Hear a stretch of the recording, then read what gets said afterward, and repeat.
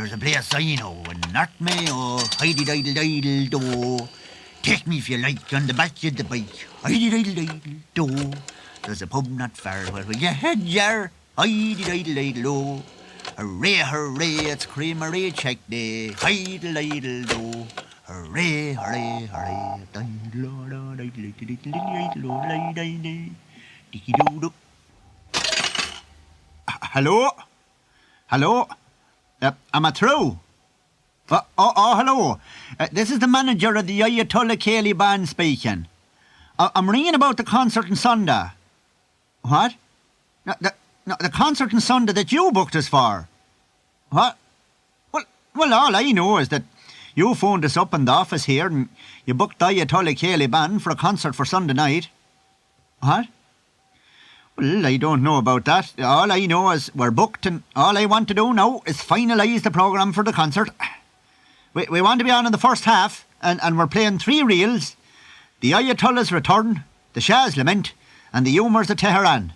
Young Taigeen here took the booking. He has it here in writing. Huh? Of course it's me, Ramadan.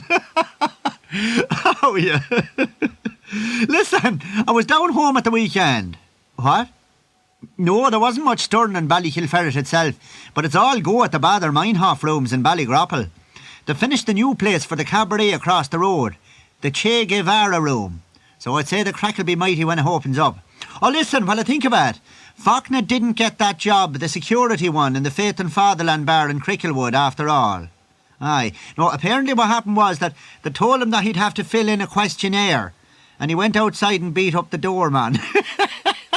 He's an awful man for getting the wrong end of the stick, isn't he? But I was telling you about the electric in the Che Guevara room in Ballygrapple.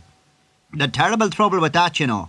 They couldn't get permission to bring the wire across the road, and of course there was no way of tunnelling just for the one wire, like, because the Bather Meinhof rooms is built on solid granite, like, you know, it's built on rock, you know, like, there's just the one little drain goes out to the sea, you know. So the problem was to get the power over to the Che Guevara room, like, and well, they couldn't get permission, and they were in a right mess after all the money they were after spending on it, like, you know. So they were all making suggestions about getting the wire across the road, and Festy pipes up and he says he bets he can find a way of getting the wire over. And they were all making game of him, like, you know. So the boss is listening to this and he's laughing at Festy with the rest of them, but he's getting more and more interested as the time goes by, you know. And says he, Festy, I'll give you £50 into your hand if you can get the wire across the road, but I don't give much for your chances. Right, says Festy, you're on. And he heads out of the pub with a sly smile on his face and the whole lot of them breaking their legs laughing at him. So, listen, well, I think about it.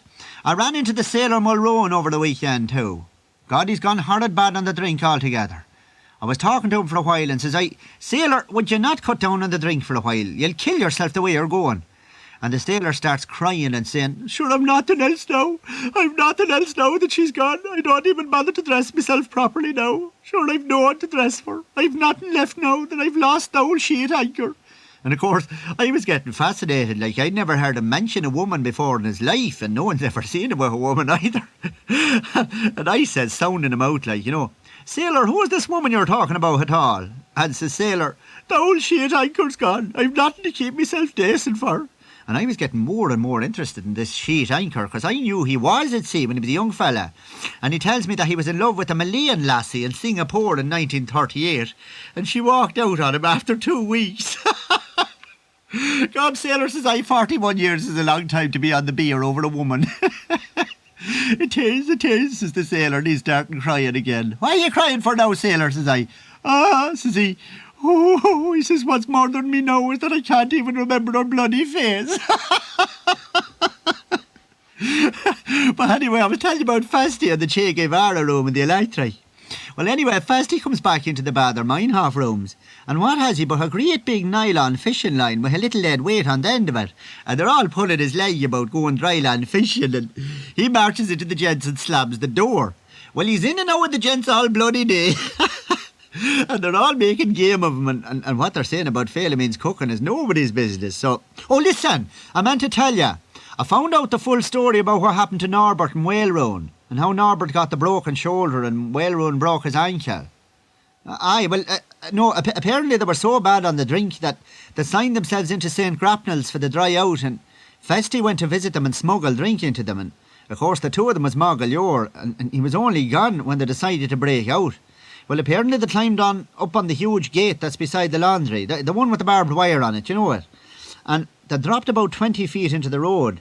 And all they had to do if they wanted to get out was walk out the main gate, which was wide open 20 yards away. They're terrible men altogether. But anyway, I was telling you about Festy. Well, the lads is all having powerful crack at Festy's expense, and he's going into the gents all day.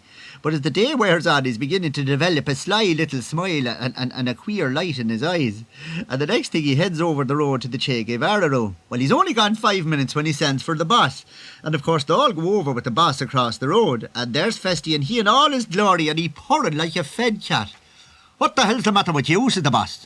"You're looking very smart in yourself altogether." "And I'm feeling very smart too," says Festy. And he brings the boss into where they're building the gents in the Che Guevara room. And there, lying in the drain in the rock, is the little lead weight on the end of the fishing line. Wasn't Festy after flushing it all day across through the drain under the road? All you have to do now is tie on your cable and we'll pull her over, says Festy. And that'll cost you £50. Well, the lads was all congratulating Festy and saying what a genius he was. But the smiles died on their faces when he wouldn't buy them a drink with a £50.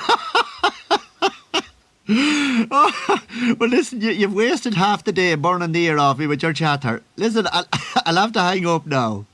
What?